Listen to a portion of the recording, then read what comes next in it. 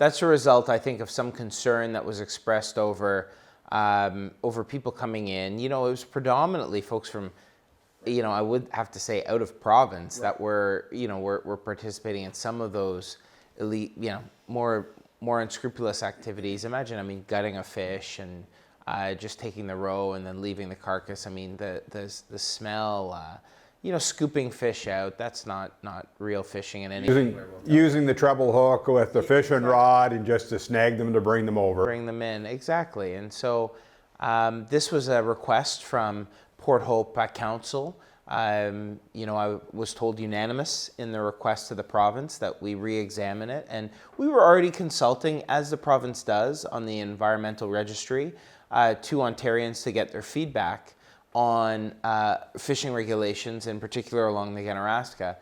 And it was a unanimous request of Port Hope, municipality of Port Hope, that we bring in place the regulations we were working on for 2025 a year earlier. And so they asked us to bring that up.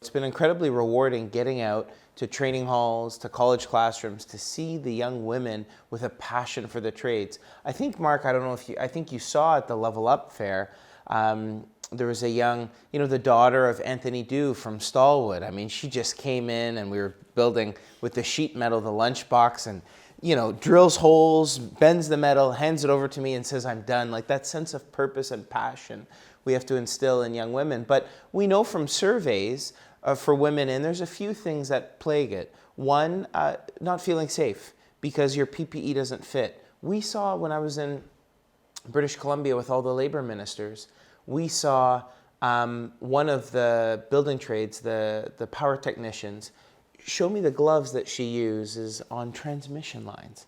Like, you make the one wrong mistake, you're electrocuted. And these gloves, about that far off of her fingers.